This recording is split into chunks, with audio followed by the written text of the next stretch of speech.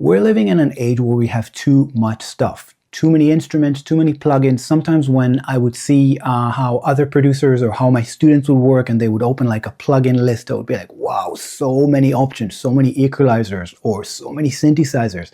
How do you get anything done like this? It's like going to the supermarket and wanting to buy a bag of chips and you're looking at like a wall of chips and you're like, how do I choose? There's so many flavors, so many colors. How do you choose? And this is a problem.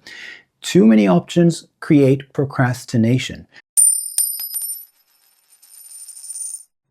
After I made my video about Suno and about how you could use AI as a part of your workflow, many of you have written in the comments that artists that use AI are not real artists, while others wrote that AI is a great way to evolve as an artist, and a little argument sort of started there. And the first thing I wanted to talk about today is about the ultimate workflow, if there is such a thing. And as far as I'm concerned, I don't think that there is an ultimate workflow. I do think that we're all different.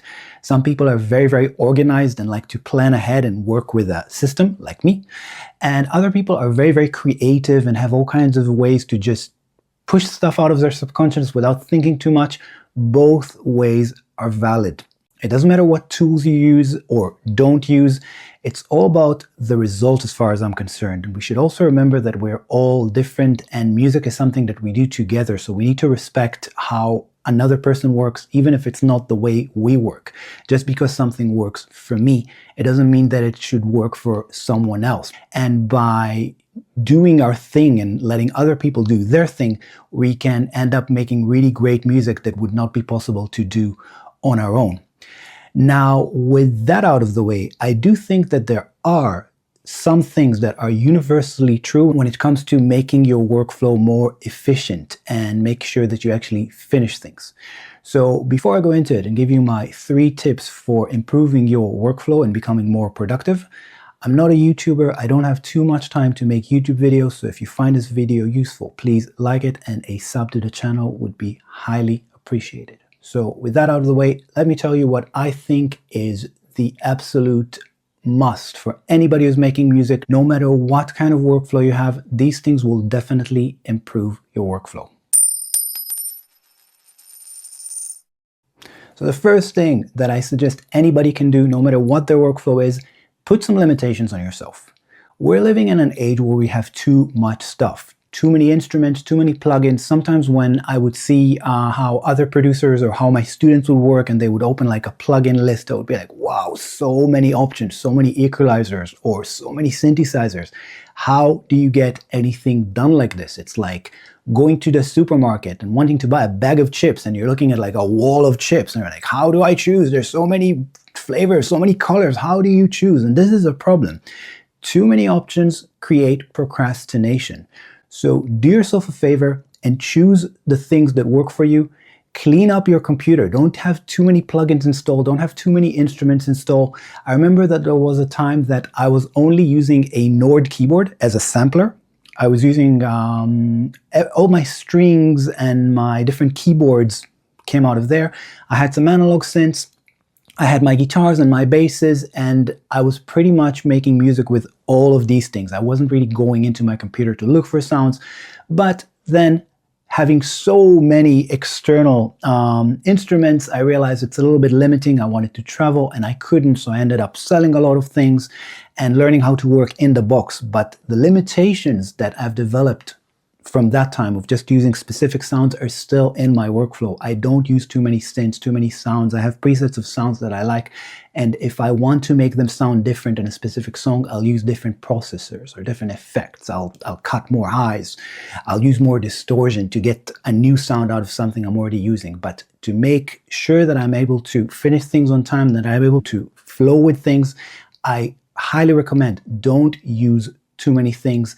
Put limitations on yourself, make life a little bit more difficult for yourself in that sense, and you'll notice that it will be easier for you to make a decision and to choose a sound rather than looking at a huge list and thinking like, what should I take from this?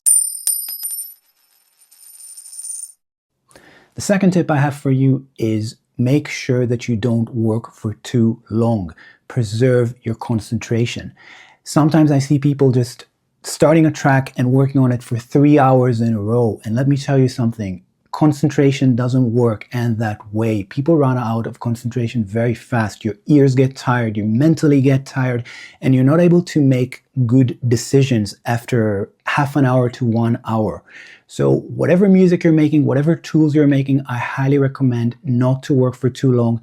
Do half-hour sessions or 1 hour sessions. Make sure that in between you're going outside of the house, you don't listen to anything. So if you're working on a track and then you want to take a break, don't play other music. Let your ears rest. Get out of the house, breathe some air, make a cup of tea, play with your cat, whatever it is that you can. Just take a full break from what you're doing and make sure that you are able to recharge before you go back. Maybe that means waiting a day or two, or maybe waiting a week before you go back to the track. But you will notice that if you work in short, defined periods of time, your sessions will be much more productive and you'll get more done in short periods of time as long as you make sure to rest in between these sessions.